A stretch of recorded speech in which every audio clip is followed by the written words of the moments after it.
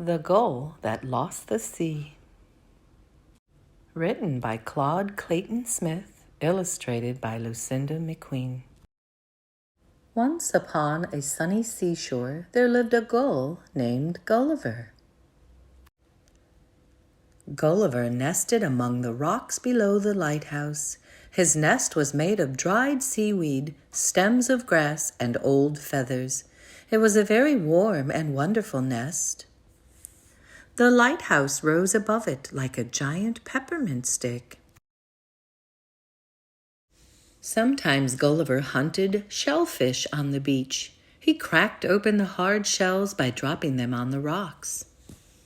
But most of the time he followed passing ships, feeding on scraps that fishermen tossed to him.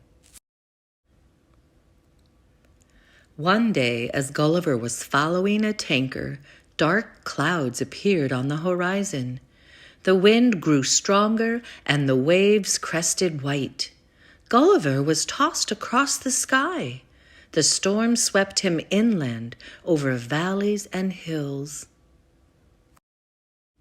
All night long the rain blew cold and sharp, but in the morning the sun returned.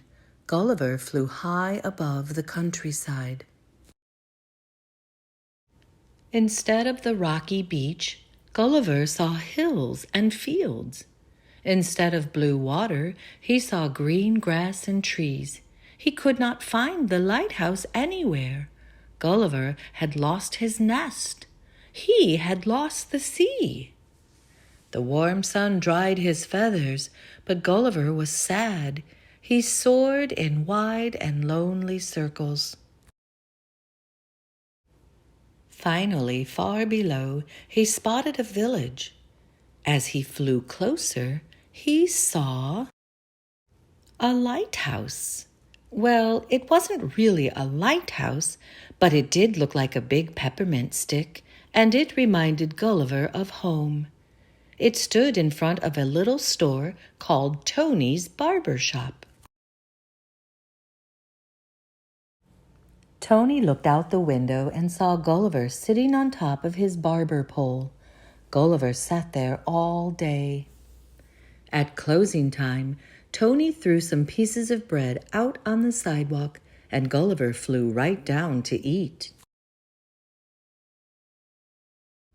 The next thing Gulliver knew, he was caught in a big net. He was frightened at first, but then Tony picked him up and he felt warm and safe. Tony put Gulliver in a cardboard box. It had soft rags on the bottom and holes in the top to let in air. Gulliver settled down for a nice long nap. Next morning, Tony gave the box to the bus driver. The bus traveled for a long time across the valleys and hills. At last it stopped, and the driver took the box outside. When the bus driver opened the lid, Gulliver flew up into the bright and sunny sky. There was the rocky beach, and there was the blue water, and there was the lighthouse, tall and proud above the waves. And in the rocks below, there was Gulliver's nest, snug and warm and waiting. Gulliver had found his home by the sea.